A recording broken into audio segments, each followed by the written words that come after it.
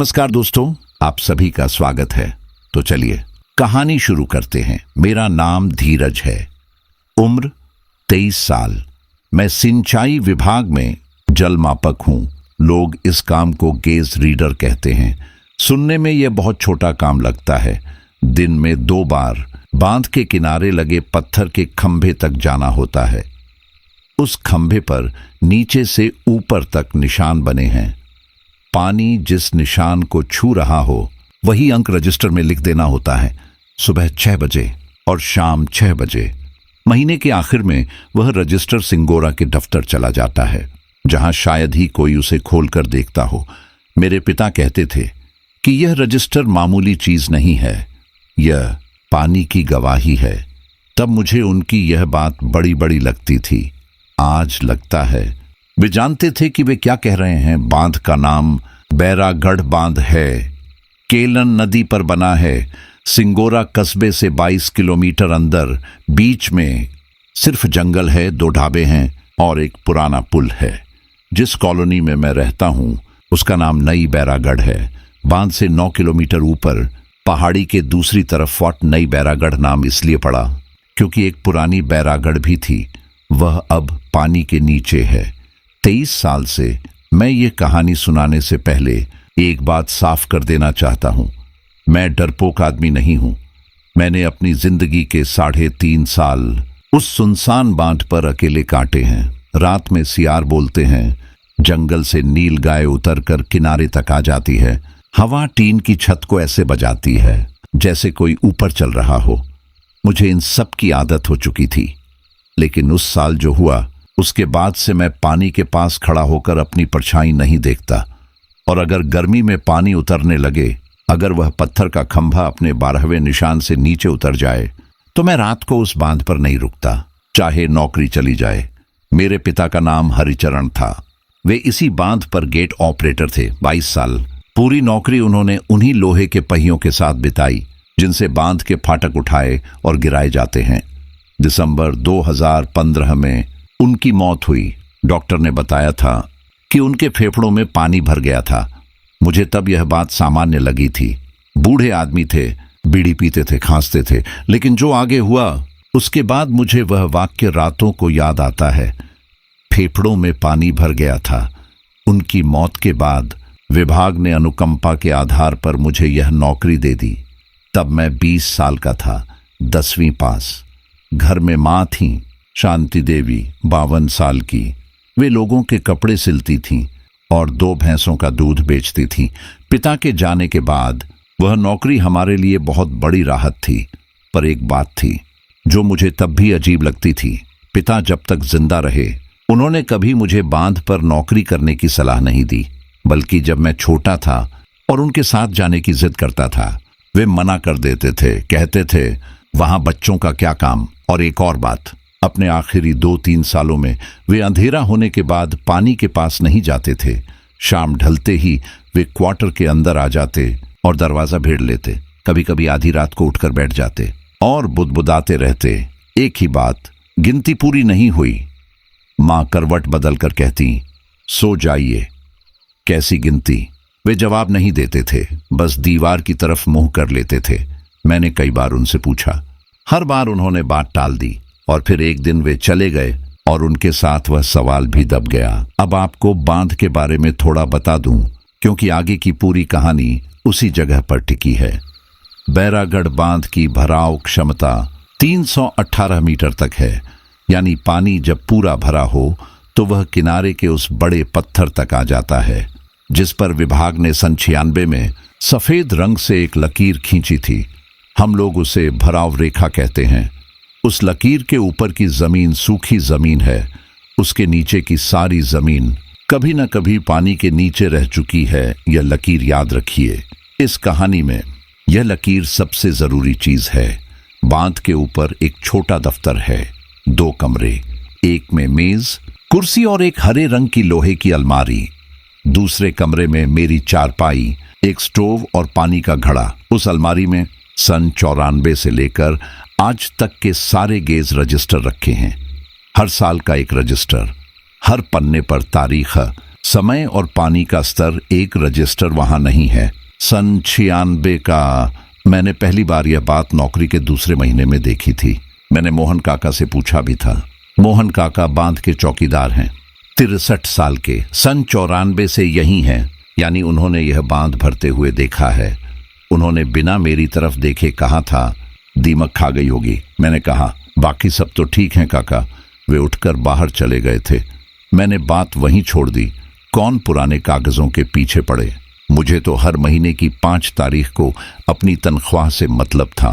अब आते हैं उस साल पर। 2 साल से हमारे इलाके में बारिश नहीं हुई थी। पिछला मानसून नाम का था। नहरें अप्रैल में ही सूख गई थीं।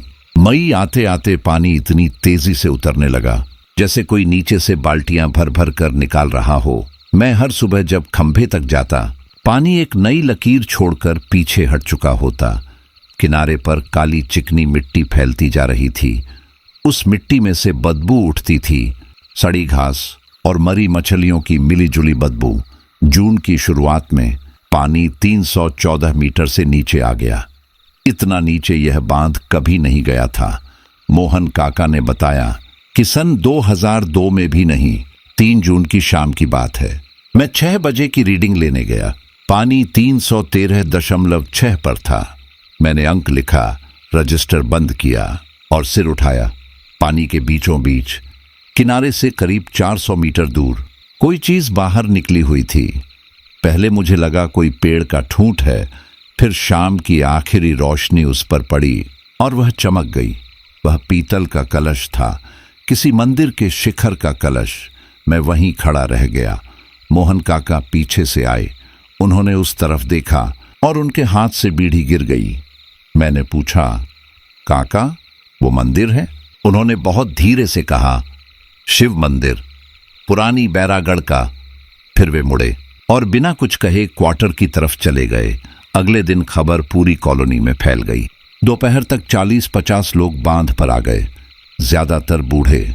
वे किनारे पर खड़े होकर पानी के बीच उस कलश को देखते रहे। कुछ लोग हाथ जोड़ रहे थे। एक बूढ़ी अम्मा जमीन पर बैठकर रोने लगी थी। मेरे लिए वह सिर्फ एक डूबा हुआ मंदिर था, उनके लिए वह उनका गांव था। शाम तक भीड़ छोड़ गई। सूरज डूबा। जंगल की तरफ से गर्म हवा चलने लगी। मैंने खिचड़ी बनाई, खाई और चारपाई पर लेट गया। मेरे मोबाइल में उस रात कोई नेटवर्क नहीं था। वहां नेटवर्क सिर्फ बांध की दीवार के ऊपर वाले कोने पर आता है। वह भी कभी कभी मेरी आंख लगी ही थी कि आवाज हुई, घंटी की आवाज। एक बार साफ, लंबी, जैसे किसी ने मंदिर की घंटी बजाई हो और रस्सी छोड़ दी हो। मैं उठकर बैठ गया। दिल तेज चल रहा था, पर दिमाग अभी काम कर रहा था। मैंने सोचा, कोई लड़का नाव लेकर गया होगा, शर्त लगी होगी, ऐसा हो सकता है। मैंने टॉर्च उठाई और बाहर निकला। रात ठंडी नहीं थी, फिर भी किनारे की तरफ से आती हवा में एक अजीब सी सीलन थी। मैंने टॉर्च की रोशनी पानी पर डाली। रोशनी 100 मीटर से आगे नहीं जाती।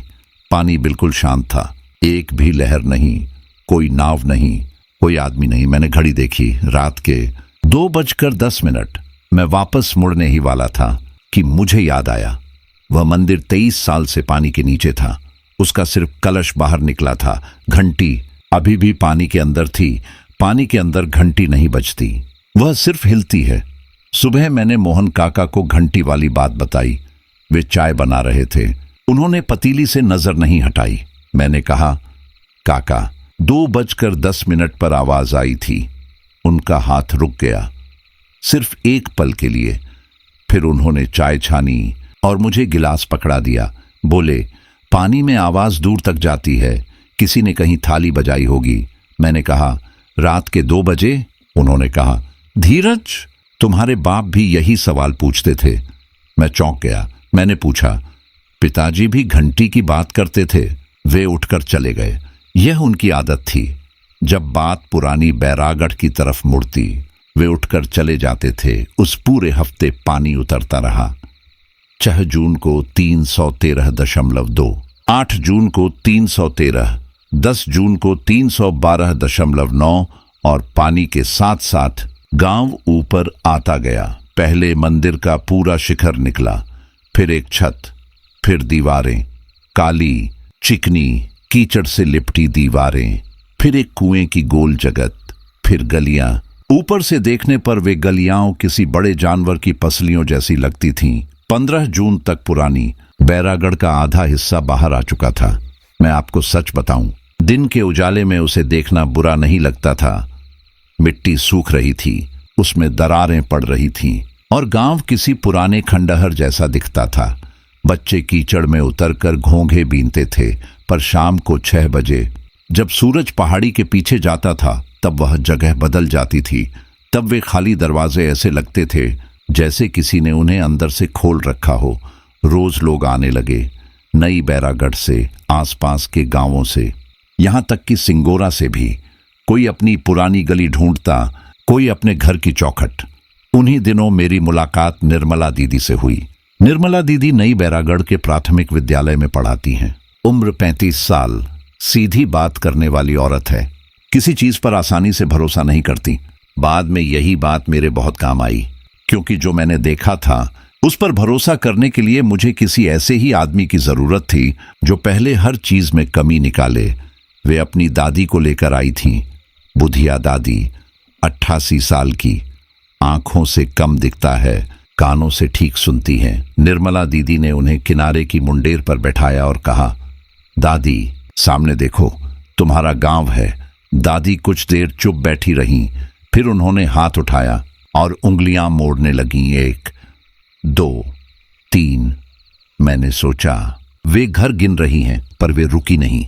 उन्होंने 14 तक गिना, फिर हाथ नीचे किया, फिर दोबारा शुरू किया। 1, 2, 3। निर्मला दीदी ने उनका हाथ पकड़ लिया, कहा, दादी बस। दादी ने उनकी तरफ देखा और बोली, हाजिरी अभी बाकी है बिटिया।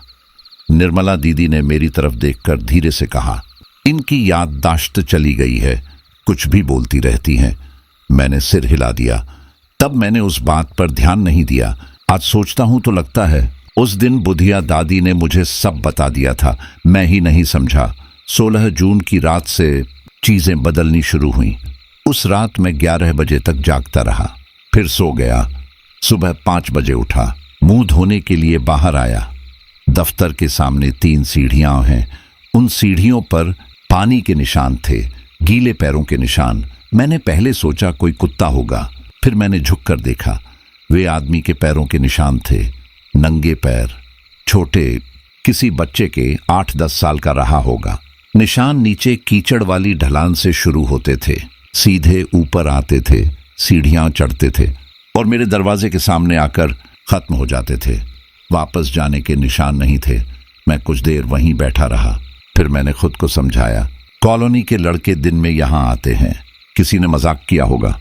मैंने मोहन काका को बुलाया। उन्होंने निशान देखे। उनका चेहरा देखने लायक था। वे एकदम सीधे खड़े हो गए, जैसे किसी ने पीछे से धक्का दिया हो। उन्होंने कहा, पानी कितना है आज? मैंने कहा, 312.7। उन्होंने कुछ नहीं कहा, बस अपने क्वार्टर में जाकर दरवाजा बंद कर लिया। शाम को वे बाहर आए। उनके हाथ में एक पुराना ताला था। उन्होंने वह ताला मेरी तरफ बढ़ाया और कहा, रात को अंदर से कुंडी लगा लेना और चाहे जो भी आवाज आए दरवाजा मत खोलना। मैंने कहा, काका साफ साफ बताइए, बात क्या है? उन्होंने कहा, पानी नीचे है, जब तक पानी नीचे है तब तक वे चल सकते हैं। मैंने पूछा, कौन? उन्होंने मेरी तरफ देखा। उनकी आंखें लाल थीं। बोले, मुझसे मत पूछो। अगली रात मैंने एक काम किया। मुझे शक था कि कोई मजाक कर रहा है और मैं उसे पकड़ना चाहता था। मैंने सीढ़ियों पर और उनके नीचे की जमीन पर सूखी राख की एक पतली परत बिखेर दी, रसोई की राख। अगर कोई आदमी चढ़ेगा तो राख फैलेगी, जूते के निशान बनेंगे, कुछ न कुछ तो पता चलेगा। फिर मैं अंदर आया, कुंडी लगाई और चारपाई पर बैठ गया। मैंने अपना मोबाइल पूरा चार्ज करके रखा था ताकि जरूरत पड़े तो कुछ रिकॉर्ड कर सकूं। रात बहुत धीरे कटी। 12 बजे, 1 बजे, 1:30, 2 बजे मुझे नींद आने लगी। मैंने आंखें मली और मोबाइल देखा। 2:09। मैंने मोबाइल हाथ में उठाया। ठीक उसी वक्त बैटरी 100% से सीधे गिरकर बुझ गई। स्क्रीन काली हो गई, दोबारा चालू नहीं हुआ और बाहर सीढ़ियों पर आवाज हुई, छप, जैसे किसी ने गीला पैर पत्थर पर रखा हो।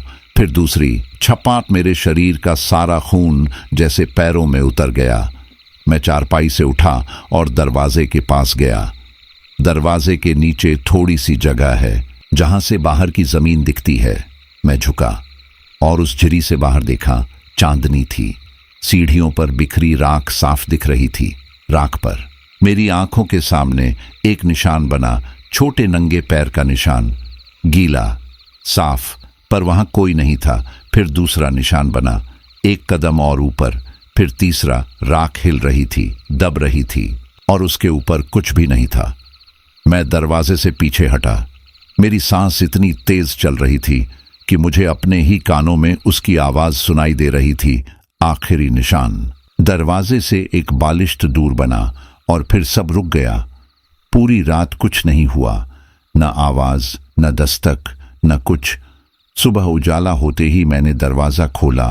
राख वैसी की वैसी थी, निशान वैसे के वैसे, गीले, हल्के नीले पड़ चुके किनारों के साथ। मैंने वह राख झाड़कर फेंक दी और खंभे की तरफ चला गया, सुबह की रीडिंग लेने। खंभे के पास पहुंचकर मैं रुक गया, पत्थर के उस खंभे पर।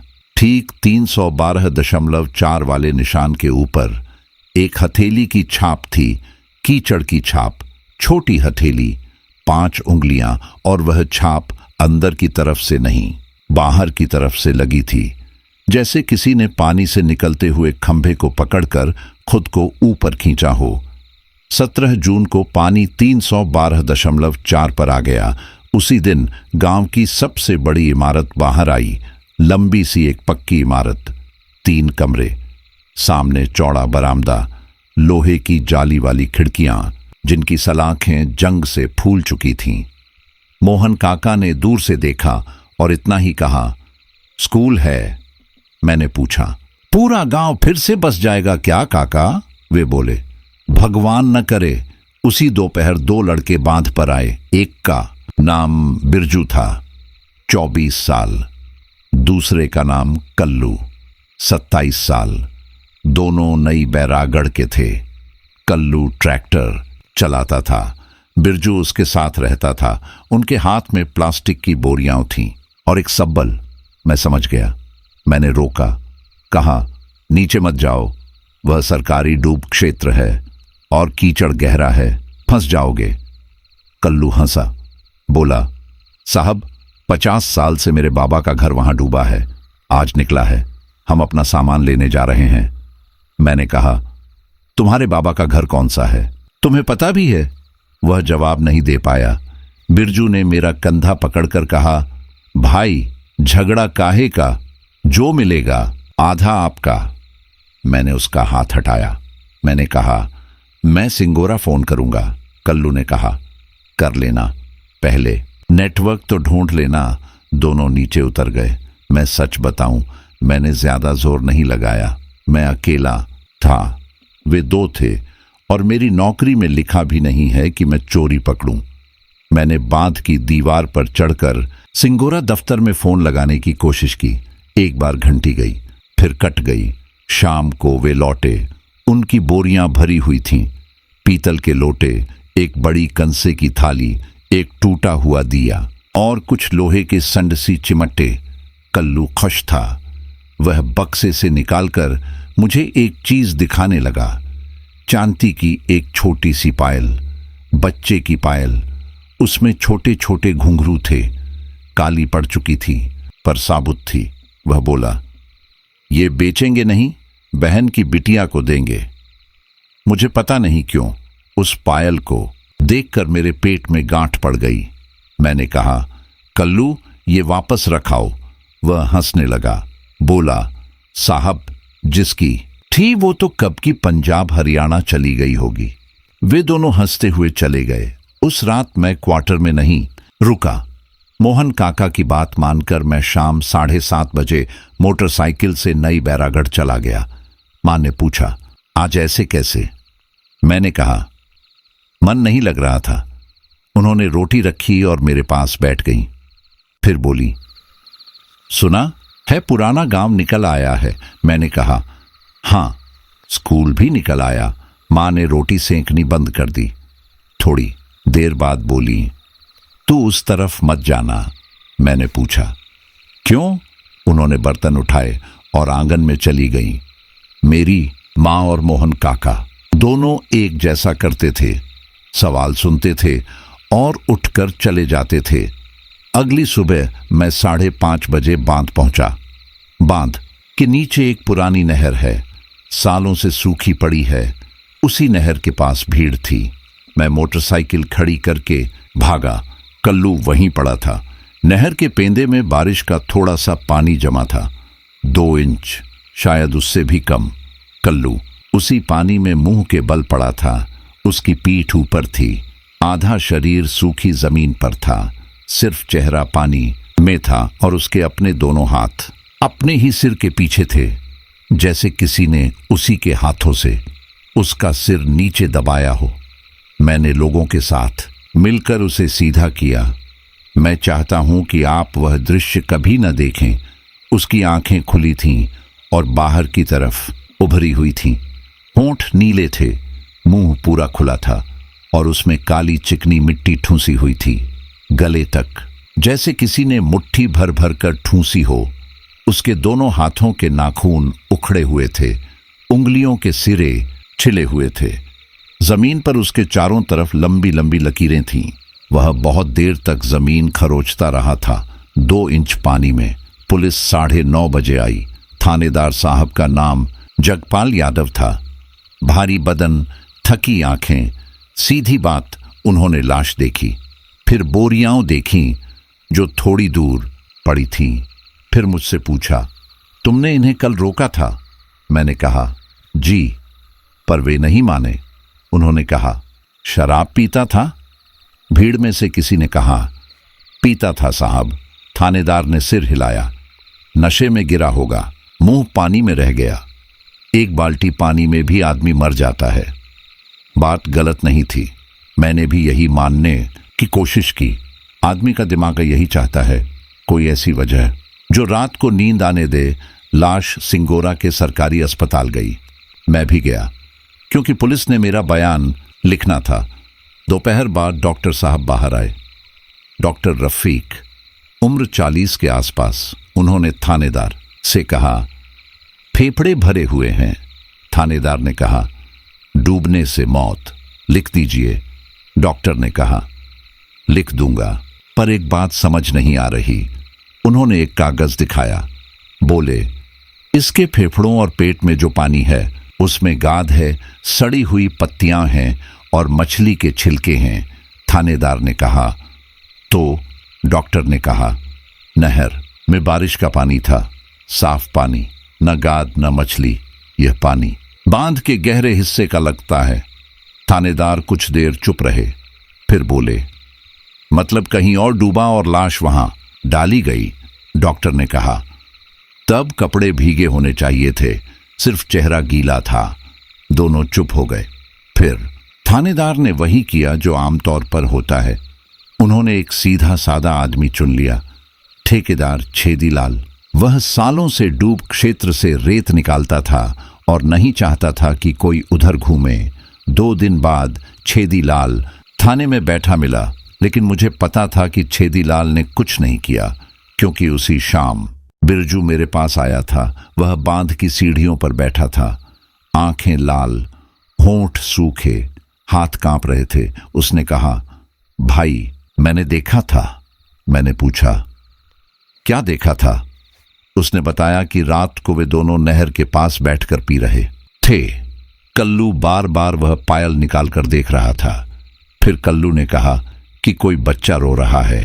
बिरजू ने कहा, मुझे कुछ नहीं सुनाई दिया, पर वो उठकर कीचड़ की तरफ चलने लगा। मैंने पूछा, तू रोका नहीं? उसने मेरी तरफ देखा, कहा, मैं उठ नहीं पाया। फिर वह रोने लगा। उसने बताया कि कल्लू झुका था, जैसे किसी छोटे बच्चे से बात कर रहा हो। फिर उसने जेब से पायल निकाली और आगे बढ़ाई, और फिर वह एकदम पीछे खींचा। बिरजू ने कहा, भाई वो गिरा नहीं था, उसे खींचा गया था पेट के बल मिट्टी पर, और वो चिल्ला रहा था कि मेरा पैर छोड़। बिरजू के पास वह पायल थी, कल्लू के हाथ से गिरी थी और वह उसे उठा लाया था। मैंने कहा, इसे वापस करना होगा। हम दोनों किनारे तक गए। सूरज डूब रहा था। बिरजू ने पायल पानी में फेंकी। वह छपाके के साथ गिरी और पानी में डूबी नहीं, वह ऊपर ही रही, सतह पर, जैसे किसी ने नीचे से हथेली लगाकर उसे थाम रखा हो। फिर वह धीरे धीरे किनारे की तरफ आने लगी। बिरजू पीछे हटा और गिर पड़ा। गिरते वक्त उसके दोनों हाथ पानी में चले गए, कोहनी तक। मैंने उसे खींचकर बाहर किया।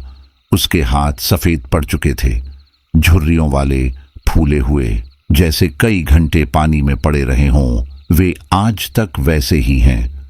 डॉक्टर आज तक नहीं बता पाए कि क्यों। और पायल उस दिन के बाद किसी को नहीं मिली।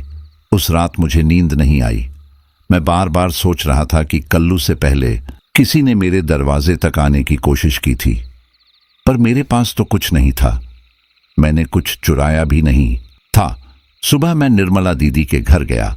मैंने उन्हें सब बताया। राख, पैरों के निशान, खंभे पर हथेली, बिरजू के हाथ। वे बहुत देर चुप रहीं, फिर बोली, मैं भूत प्रेत नहीं मानती। मैंने कहा, मैं भी नहीं मानता था। उन्होंने कहा, लेकिन मैं यह भी मानती हूं कि जब आदमी डरता है तो उसके पीछे कोई सच्ची वजह भी होती है। चलो वजह ढूंढते हैं। उन्होंने एक ही सवाल पूछा, पुरानी बैरागढ़ डूबी कब थी? मुझे नहीं पता था। मैंने कभी पूछा ही नहीं था। आप सोचेंगे यह कैसे हो सकता है, पर सच यही है। हमारी कॉलोनी में उस गांव की बात कोई नहीं करता था, जैसे पूरी कॉलोनी ने आपस में तय कर रखा हो। 2 दिन बाद हम सिंगोरा गए। निर्मला दीदी की जान पहचान थी। तहसील के पीछे एक कमरा है जिसे लोग रिकॉर्ड रूम कहते हैं। असल में वह गोदाम है। छत से पलस्तर गिरता रहता है और फाइलें बोरियों में भरी पड़ी हैं। हमें 6 घंटे लगे। फिर निर्मला दीदी ने एक मोटी फाइल निकाली। ऊपर लिखा था, बैरागढ़ बांध परियोजना, पुनर्वास सन 96। फाइल में सब कुछ था, नक्शे, जमीन की सूची, मुआवजे की रसीदें। पुरानी बैरागढ़ में 212 परिवार थे। सबको नई जगह दी गई थी। मकान और जमीन का मुआवजा तय हुआ था। खाली करने की आखिरी तारीख थी 20 जून सन 96, और फाइल के आखिर में एक पन्ना था, पूर्णता प्रमाण पत्र। उस पर लिखा था कि बांध में पानी भरने का काम सफलतापूर्वक पूरा हुआ। सभी परिवारों को सुरक्षित हटा लिया गया। और फिर एक लाइन, कोई जनहानि नहीं। नीचे हस्ताक्षर थे, अनुभागीय अधिकारी रघुवीर प्रसाद। निर्मला दीदी ने मुआवजे की सूची फिर से देखी। फिर उनकी उंगली रुक गई। सूची के आखिर में 14 नाम थे। उनके आगे रकम नहीं लिखी थी, सिर्फ 3 शब्द थे, प्रकरण लंबित, अनुपस्थित, 14। मुझे बुधिया दादी की उंगलियां याद आ गईं। हम उसी शाम लौटे। निर्मला दीदी ने बुधिया दादी को खाना खिलाया और उनके पास बैठ गईं। उन्होंने बहुत आराम से पूछा, दादी, उस रात स्कूल में कौन कौन था? दादी ने रोटी चबाना बंद कर दिया। फिर वे बोली, सब बैठे थे। कहा था कि कागज बनेगा। जिनका मुआवजा नहीं मिला, सब रात को स्कूल में आ जाइए। साहब आएंगे? निर्मला दीदी ने पूछा। साहब आए? दादी ने कहा। नहीं, पानी आया। कमरे में सन्नाटा हो गया। फिर दादी ने कहा, मास्टर साहब ने हाजिरी ली थी। रजिस्टर पर सबका नाम लिखा था। कहाँ था? नाम लिखा होगा तो पैसा मिलेगा। मैंने पूछा, दादी आप वहां थीं? उन्होंने मेरी तरफ देखा। आंखें धुंधली थीं पर सीधी। वे बोली, मैं बाहर चली गई थी बकरी खोलने। फिर उन्होंने जो कहा वह मैं जिंदगी भर नहीं भूलूंगा। बकरी ने पहले सुन लिया था, उसके बाद वे चुप हो गईं और फिर गिनने लगीं। 1, 2, 3। निर्मला दीदी ने उनका हाथ पकड़ लिया। उनकी आंखों में पानी था। उस रात हम दोनों आंगन में बैठे रहे। निर्मला दीदी ने कागज पर लिखा, जो भी हुआ था सब तारीखवार।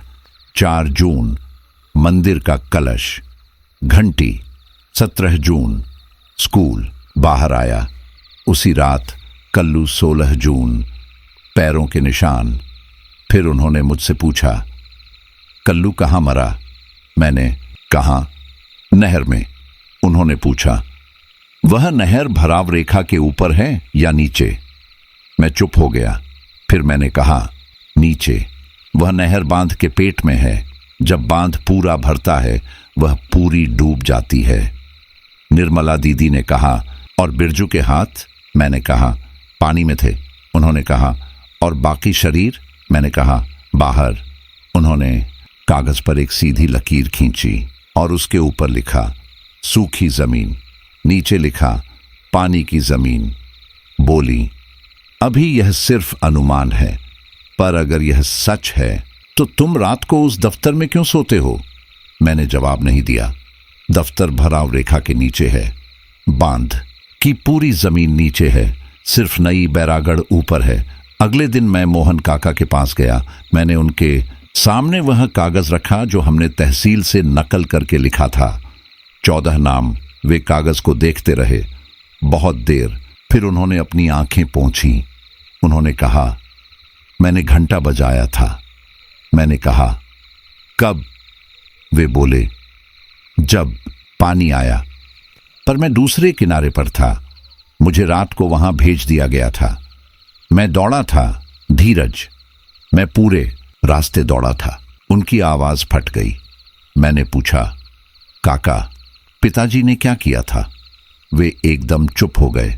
फिर उन्होंने कहा, आज रात नहीं, कल सुबह आना, सूरज निकलने के बाद। मैं सब बता दूंगा, जो मैंने देखा, जो मैंने सुना, सब। मैंने कहा, काका, आज रात मेरे साथ कॉलोनी चलिए। उन्होंने मेरे कंधे पर हाथ रखा। कहा, 23 साल से यहीं सोता हूं, आज क्या डरना? वह आखिरी बात थी जो मोहन काका ने मुझसे कही। सुबह मैं 5 बजे बांध पहुंचा। उनके क्वार्टर का दरवाजा खुला था। अंदर कोई नहीं। मैंने आवाज लगाई, जवाब नहीं आया। वे बांध की उन पत्थर की सीढ़ियों पर मिले जो पानी की तरफ उतरती हैं। ठीक उस सीढ़ी पर जहां खंभे पर 313 का निशान है, पानी वहां से 30 मीटर दूर था। सीढ़ी सूखी थी, पर उनके कपड़े भीगे हुए थे, बाल भीगे हुए थे और मुंह से गाद बहकर पत्थर पर जम चुकी थी। उनकी आंखें खुली थीं और ऊपर आसमान की तरफ थीं। और उनके बगल वाली सीढ़ी पर किसी ने नाखून से सीमेंट खरोचकर लकीरें बनाई थीं। मैंने गिनी, 14। मोहन काका की लाश भी उसी अस्पताल गई। डॉक्टर रफीक ने इस बार थानेदार को बाहर बुलाकर बात की। मैं पास खड़ा था। उन्होंने कहा, यह आदमी डूबा है। थानेदार ने कहा, सूखी सीढ़ी पर? डॉक्टर ने कहा, मैं वही लिखूंगा जो शरीर ने बताया। फेफड़े भरे हैं, पानी में गाद है, वही गाद। थानेदार ने कुछ नहीं कहा। छेदीलाल उस रात थाने की हवालात में बंद था। साथ में 2 सिपाही थे, इसलिए उसे छोड़ना पड़ा। जाते जाते छेदीलाल ने मेरी तरफ देखकर कहा, बेटा, मैं 20 साल से उस डूब की जमीन से रेत निकाल रहा हूं। मैं रात में कभी नहीं निकालता, सोच लेना क्यों। मां ने उस रात मुझसे कहा, नौकरी छोड़ दे। मैंने कहा, कैसे छोड़ दूं? घर कैसे चलेगा? वे बोली, भीख मांग लेंगे। यह मेरी मां के मुंह से निकला था। जो औरत पिता की मौत के बाद एक दिन नहीं रोई थी, वह उस रात मेरा हाथ पकड़कर कांप रही थी। मैंने पूछा, मां, आपको कुछ पता है? उन्होंने मेरी तरफ देखा और आंखें फेर लीं। मैं समझ गया कि पता है, पर मैं जोर नहीं डाल सका। अगले दिन मैं दोपहर में बांध पर गया। दिन में जानबूझकर। मुझे एक चीज याद आ रही थी। उस हरी अलमारी के पीछे दीवार का पलस्तर हमेशा फूला रहता था। मैंने कई बार सोचा था कि सीलन है। एक बार मैंने लिखकर भेजा भी था कि मरम्मत करवा दी जाए। कोई जवाब नहीं आया था। पर एक बात थी, वह अलमारी दीवार से चिपकी नहीं थी। उसके पीछे एक बालिश्त की जगह छोड़ी गई थी, मानो किसी ने जानबूझकर छोड़ी हो। मैंने अलमारी सरकाई। भारी थी। मुझे पसीना आ गया। पीछे दीवार पर पलस्तर फूला हुआ था और बीच में एक चूहे का बिल था। मैंने उस बिल में उंगली डाली। अंदर खाली जगह थी और कुछ था, कुछ सख्त। मैंने बाहर से लोहे की एक पुरानी सरिया उठाई, जंग लगी हुई, एक सिरा नुकीला। मैंने पलस्तर तोड़ना शुरू किया। 4 या 5 वार के बाद पलस्तर गिरा और सरिया फिसल गई। वह मेरी बाईं हथेली में घुसी। खून इतना निकला कि मैंने गमछा बांधा और फिर उसी हालत में दीवार के अंदर हाथ डाला। अंदर पॉलीथीन में लिपटी एक चीज थी। पॉलीथीन खोली। गेज रजिस्टर, सन 96 पन्ने पीले पड़ चुके थे, पर लिखाई साफ थी। मेरे पिता की लिखाई। मैं उसे पहचानता था। वे अंक बनाते वक्त आर की पूंछ बहुत लंबी खींचते थे। मैं बाहर आकर सीढ़ी पर बैठ गया और पन्ने पलटने लगा। मई के पन्ने, जून के पन्ने, रोज 2 बार की रीडिंग। पानी रोज बढ़ रहा था। फिर 20 जून का पन्ना। शाम की रीडिंग के नीचे पिता ने एक लाइन लिखी थी, आदेश प्राप्त, फाटक 5 दिन पहले बंद करने हैं। मैंने मना किया। फिर 21 जून का पन्ना। ऊपर समय लिखा था, रात 2:10। नीचे लिखा था, लिखित आदेश पर फाटक बंद किए, भराव शुरू। आदेश क्रमांक 17/96। हस्ताक्षर अनुभागीय अधिकारी रघुवीर प्रसाद। मैं वहीं बैठा रहा। फाटक बंद करने का मतलब होता है कि नदी का पानी आगे नहीं जाएगा, वह वहीं भरना शुरू हो जाएगा। और 5 दिन पहले का मतलब 5 दिन पहले गांव खाली नहीं हुआ था। मैंने रजिस्टर का आखिरी पन्ना खोला। वहां रीडिंग नहीं थी, वहां नाम थे, एक के नीचे एक, 14 नाम। हर नाम के आगे उम्र। सबसे ऊपर था हरखू सिंह, उम्र 47, अध्यापक। और सबसे नीचे 14वें नाम के बाद एक लाइन थी जो रबड़ से मिटाई गई थी। मिटाने से पन्ना छिल गया था। सिर्फ 2 चीजें बची थीं, एक आधा अक्षर जो जैसा लगता था, और सबसे आखिर में मेरे पिता की लिखाई में 6 शब्द। गिनती पूरी नहीं हुई, माफ करना। उस शाम मैं सिंगोरा गया। हथेली में 7 टांके लगे। डॉक्टर रफीक ने घाव देखकर कहा, जंग लगा लोहा था, टीका लगवाओ, और ये हाथ सूखा रखना, बिल्कुल सूखा। मैंने कहा, जी। मुझे तब पता नहीं था कि उनकी ये बात मानना मेरे बस में नहीं रहेगा। रात को मैं कॉलोनी लौटा। निर्मला दीदी को रजिस्टर दिखाया। उन्होंने 3 बार पढ़ा। फिर उन्होंने कहा, तुम्हारे पिता ने मना किया था। मैंने कहा, फिर भी खोला। वे बोली, आदेश था, नौकरी थी, बच्चा था घर में। मैंने कहा, बच्चा? मैं तो सन 95 में पैदा हुआ हूं। निर्मला दीदी ने मेरी तरफ देखा, फिर जल्दी से नजर हटा ली। बोली, हां यही तो। उस रात मैंने तय किया कि मैं बांध पर नहीं सोऊंगा, पर सरकारी नौकरी में यह आसान नहीं होता। मोहन काका के बाद चौकीदार की जगह खाली थी। सिंगोरा से आदेश आया कि जब तक नया आदमी नहीं आता, रात में मैं ही रुकूंगा। 27 जून की रात। पानी 312.1। मैं चारपाई पर बैठा था, हाथ में टॉर्च, दरवाजे पर कुंडी, हथेली में टीस थी। 2:10 पर बाहर से आवाज आई। इस बार पैर नहीं थे, इस बार आवाज थी आदमी की आवाज। भारी नहीं, पतली नहीं, थकी हुई आवाज। किसी मास्टर की आवाज जो रोज एक ही काम करता हो। वह गिन रही थी, 1 रुकना, 2 रुकना, 3। मैं हिल नहीं पाया। मेरे हाथ से टॉर्च छूट गई और जमीन पर लुढ़कती रही। आवाज गिनती रही, एक एक करके। जल्दी नहीं, और हर अंक के बाद एक छोटी सी रुकावट आती थी, जैसे कोई जवाब सुन रहा हो। 13, 14, फिर लंबी चुप्पी और फिर वही आवाज, एकदम धीरे, जैसे खुद से पूछ रही हो। 15। सुबह मेरी पट्टी भीगी हुई थी।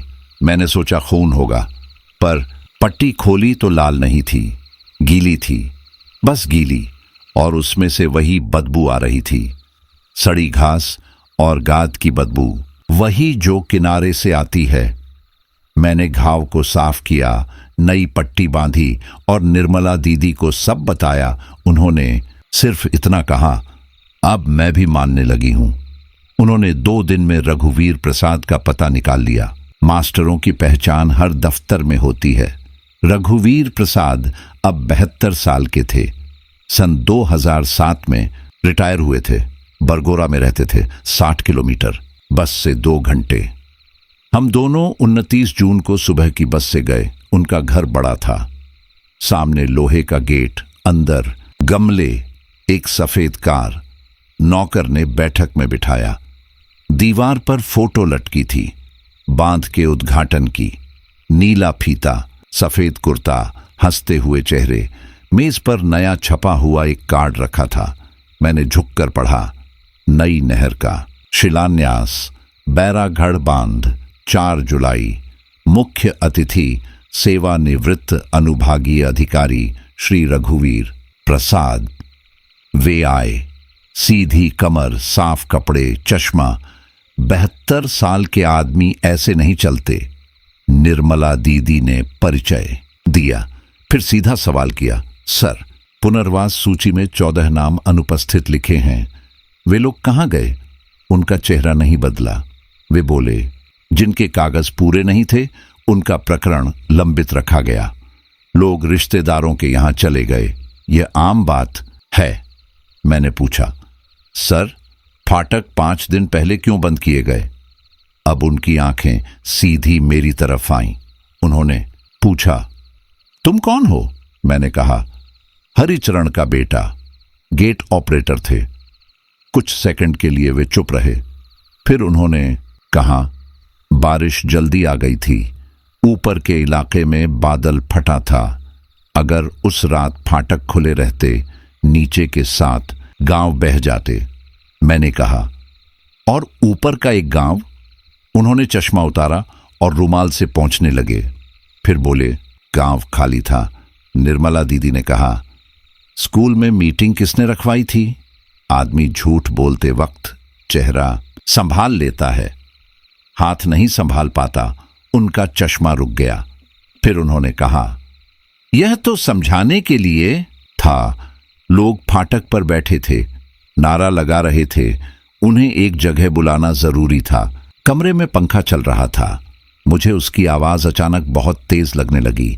मैंने कहा, आपने उन्हें एक जगह बुलाया? फिर रात 2:10 पर फाटक बंद करवा दिए। वे खड़े हो गए। उन्होंने कहा, मेरे पास पूर्णता प्रमाण पत्र है, उस पर लिखा है कोई जनहानि नहीं, 23 साल से लिखा है, जाओ। निर्मला दीदी ने दरवाजे से मुड़कर कहा, सर, पानी उतर गया है, स्कूल बाहर आ गया है, मैं सही कह रहा हूं। उस बूढ़े आदमी ने पहली बार मेरी तरफ नहीं, खिड़की की तरफ देखा। लौटते वक्त बस में मैं चुप था। मैं सोच रहा था कि वे 14 लोग मुझसे चाहते क्या?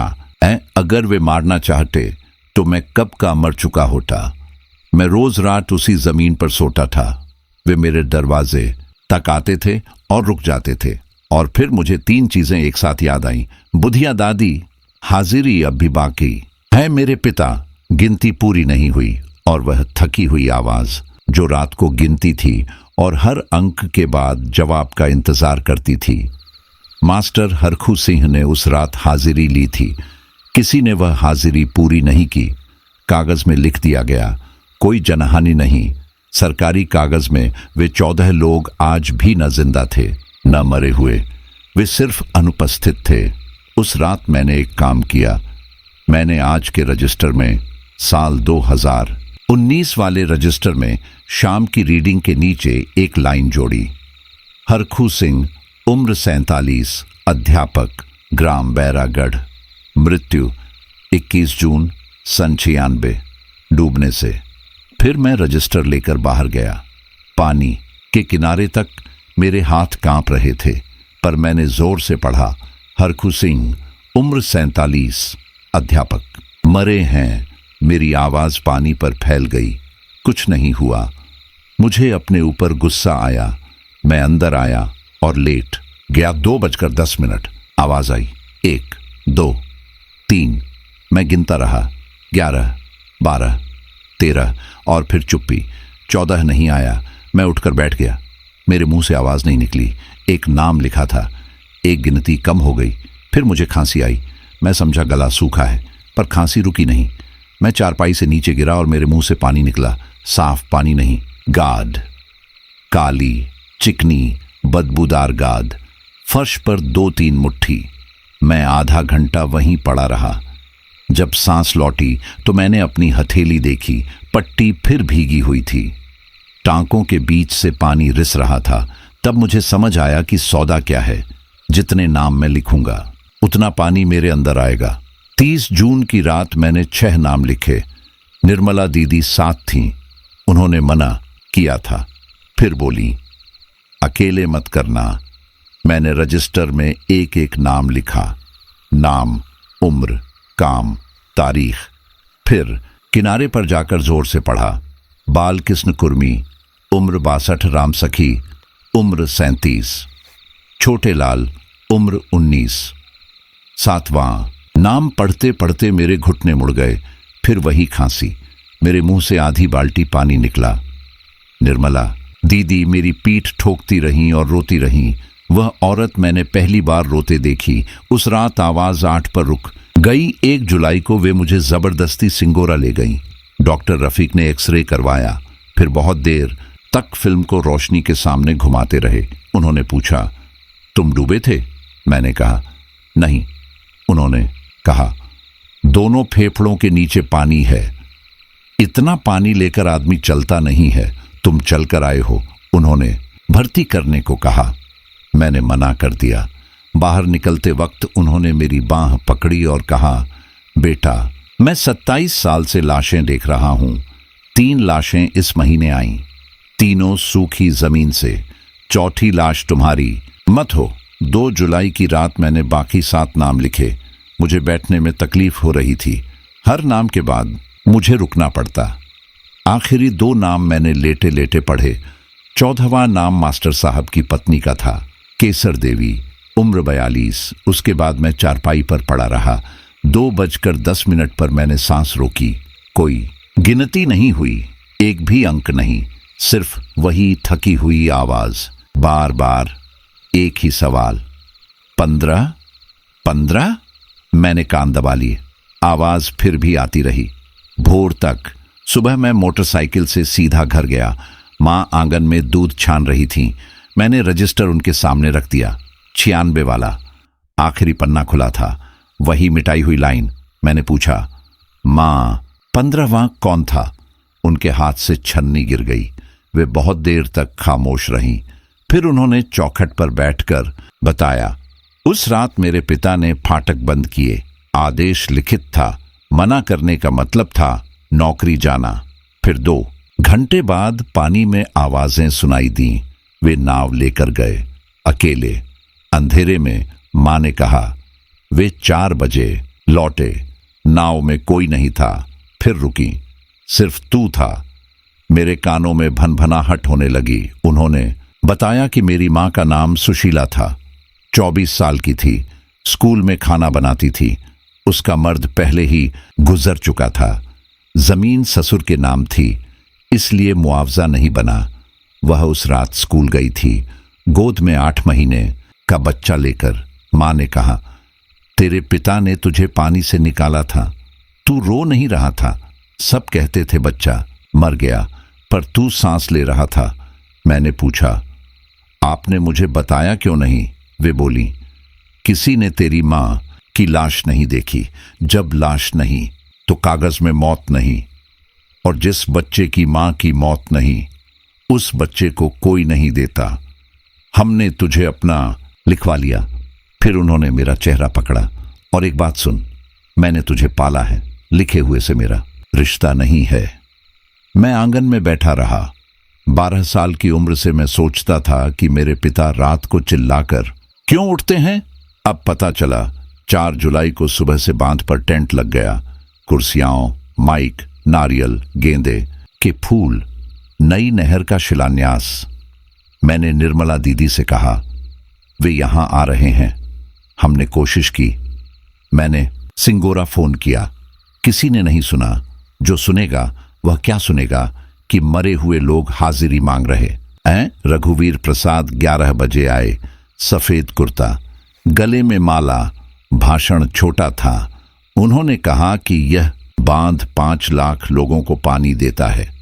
ताली बजी। जाते वक्त वे मेरे पास रुके। उन्होंने कहा, तुम्हारे बाप ने आदेश माना था, आदेश मानना गुनाह नहीं होता। मैंने कहा, आदेश देना होता है। वे चले गए, पर जाते जाते मैंने देखा कि वे रुके और पानी की तरफ देखने लगे, बहुत देर तक, जैसे कोई उन्हें पुकार रहा हो। ड्राइवर ने बताया कि साहब ने गाड़ी रुकवाई और कहा कि फाटक देखकर आते हैं। वे फिर नहीं लौटे। शाम को ढूंढा गया, रात को भी। वे 5 जुलाई की सुबह मिले, वहीं सीढ़ियों पर, 313 के निशान से जरा नीचे, पानी से 50 कदम दूर। पत्थर सूखा था, उनके कपड़े भीगे हुए थे, मुंह में गाद भरी थी, दोनों हाथों की सारी उंगलियां टूटी हुई थीं, पीछे की तरफ मुड़ी हुई। उनके चारों तरफ पत्थर पर गीले पैरों के निशान थे। मैंने गिने, 14। सबसे छोटा निशान एक बच्चे का था।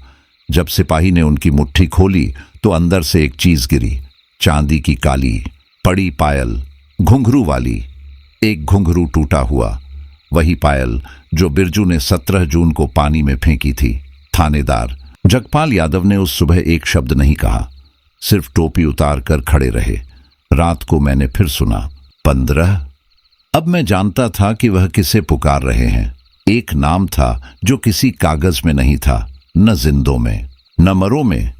सुबह मैंने आसमान देखा, उत्तर की तरफ पहाड़ों के ऊपर काले बादल जमा थे।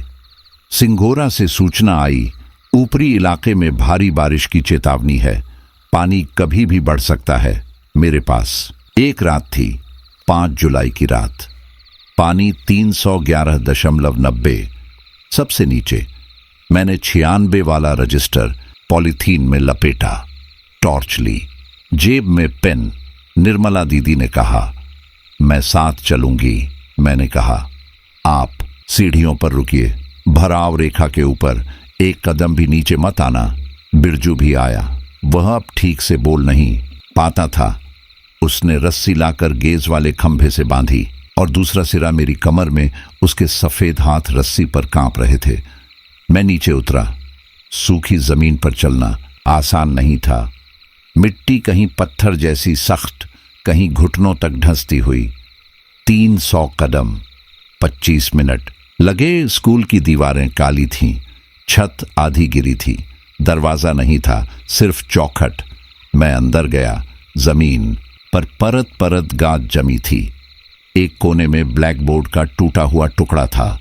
एक खिड़की में लोहे की जाली लगी थी, जंग से फूली हुई। मैं बीच में बैठ गया, रजिस्टर गोद में रखा, टॉर्च सामने रखी। 2:09 पर टॉर्च बुझ गई। 2:10 पर आवाज आई, बाहर से नहीं, उसी कमरे से, मेरे सामने से, वही थकी हुई आवाज, हरखू सिंह। और फिर उसी आवाज ने खुद को जवाब दिया, हाजिर। मेरी पीठ की रीढ़ में सिहरन दौड़ी। बालकिस्न, कुर्मी। एक बूढ़े आदमी की आवाज आई, हाजिर। राम सखी। एक औरत की आवाज, हाजिर। एक एक करके 14 नाम। हर नाम के बाद एक आवाज, कोई खांसती हुई, कोई बच्चे की, कोई इतनी जवान की सुनकर मेरा गला रुंध गया। मैं अंधेरे में बैठा रहा और सुनता रहा। आखिरी नाम पुकारा गया, केसर देवी। उसने भी जवाब दिया। फिर चुप्पी, लंबी चुप्पी, उतनी लंबी जितनी एक नाम पढ़ने में लगती है। और उस चुप्पी में कोई नाम नहीं था। फिर वही सवाल। 15। मेरा मुंह सूख गया था। मैंने जोर लगाया, हाजिर। कमरे में हवा बदल गई। फिर आवाज आई, बहुत पास से, नाम। मैंने रजिस्टर खोला। आखिरी पन्ना, वह मिटाई हुई 15वीं लाइन। अंधेरा था। मैंने बिना देखे लिखा, पुत्र सुशीला, उम्र 8 माह, 21 जून सन 96। और नीचे मैंने 4 शब्द जोड़े, पानी से जिंदा निकाला गया। फिर मैंने जोर से कहा, सुशीला का बेटा, नाम धीरज, 23 साल, जल मापक, जिंदा है। कुछ देर कुछ नहीं हुआ। फिर मुझे लगा कि किसी ने मेरे सिर पर हाथ रखा है। गीला हाथ, ठंडा, भारी नहीं। वह हाथ एक पल रुका, जैसे कोई गिन रहा हो कि सिर कितना बड़ा हो गया। फिर वह हट गया। मैं रोने लगा। मुझे खुद पता नहीं चला कब से। और फिर बाहर से आवाज आई। आवाज आदमी की नहीं थी, पानी की थी। मैं बाहर भागा। ऊपर सीढ़ियों से निर्मला दीदी चिल्ला रही थी। टॉर्च की रोशनी हिल रही थी। ऊपर पहाड़ों में रात को बादल फट चुका था। नदी छोड़ दी गई थी। पानी आ रहा था। मैंने रजिस्टर कमीज के अंदर ठूंसा और दौड़ा। गाद में पैर धंस रहे थे। एक बार मैं गिरा। खिड़की की जाली पकड़कर उठा। जंग लगे लोहे ने मेरी हथेली के सातों टांके फाड़ दिए। इस बार खून निकला, गर्म। मैंने रस्सी में झटका दिया। बिरजू ने खींचना शुरू किया। वही बिरजू जिसके हाथों की पकड़ मर चुकी थी। बाद में निर्मला दीदी ने बताया कि उसने रस्सी को कलाई पर लपेट लिया था। मैं भराव रेखा के ऊपर पहुंचा तो पीछे पानी स्कूल की छत तक पहुंच चुका था। सुबह 5 बजे रीडिंग ली, 313.7। एक रात में 1.5 मीटर। तीसरे दिन पानी 316 पर था। मंदिर का कलश फिर डूब गया। स्कूल, गलियां, कुआं, सब गांव फिर पानी के नीचे चला गया। उसके बाद घंटा कभी नहीं बजा। जांच बैठी। रघुवीर प्रसाद जैसे आदमी की मौत पर बैठनी ही थी। मैंने 96 वाला रजिस्टर जमा कराया। निर्मला दीदी ने बयान दिया। बुधिया दादी का बयान भी लिखा गया। 6 महीने बाद रिपोर्ट आई। लिखा था, अभिलेख अपूर्ण है। मूल आदेश क्रमांक 17/96 की प्रति उपलब्ध नहीं। मामला पुराना है। प्रकरण बंद किया जाता है। सरकारी कागज में आज भी लिखा है, सन 96 में कोई जनहानि नहीं हुई। बिरजू के हाथ आज तक वैसे ही हैं, सफेद, फूले हुए। वह मजदूरी नहीं कर पाता। गांव में रहता है। बोलता बहुत कम है। डॉक्टर रफीक ने दिसंबर में मेरा एक्सरे दोबारा किया। फेफड़े साफ थे। उन्होंने पुरानी फिल्म अपने पास रख ली। कहते हैं, कोई यकीन नहीं करेगा, मेरी हथेली पर निशान रह गया। बारिश से पहले वह खींचता है। बुधिया दादी सितंबर में गुजरी। मरने से एक दिन पहले उन्होंने निर्मला दीदी से कहा, हो गई हाजिरी, अब सोना है। मां पहली बार बांध पर आई। 23 साल में पहली बार। उन्होंने पानी में फूल डाले और बहुत देर तक खड़ी रहीं। लौटते वक्त बोली, अब डर नहीं लगता। गांव वालों ने चंदा करके किनारे पर एक पत्थर लगवाया। उस पर 14 नाम खुदे हैं। नीचे एक जगह खाली छोड़ी गई है। मैंने कहा था, मेरा नाम मत लिखना। मैं जिंदा हूं। मैंने नौकरी नहीं छोड़ी। आज भी सुबह 6 और शाम 6 बजे रीडिंग लेता हूं। 3 साल कुछ नहीं हुआ। फिर पिछले जून में बारिश नहीं आई। पानी रोज उतरने लगा। 314, 313, 17 जून की शाम रीडिंग आई 312.4। उसी रात 2:10 पर मैंने घंटा सुना। एक बार मैं नहीं उठा। मैं छत की तरफ देखता रहा। सुबह मैंने रजिस्टर खोला। आज की तारीख वाले खाने में लिखावट पहले से मौजूद थी। मेरी लिखावट, मेरी ही कलम से। मैंने वह लाइन नहीं लिखी थी। लिखा था, गिनती फिर शुरू। मैं आज भी वही हूं। मैंने आज तक यह नहीं समझा कि उस रात मेरी हाजिरी किसने मांगी थी, मास्टर साहब ने या उस औरत ने जो मुझे गोद में लेकर उस स्कूल में बैठी थी। और मुझे यह भी नहीं पता कि जब अगली बार पानी उतरेगा और गिनती शुरू होगी,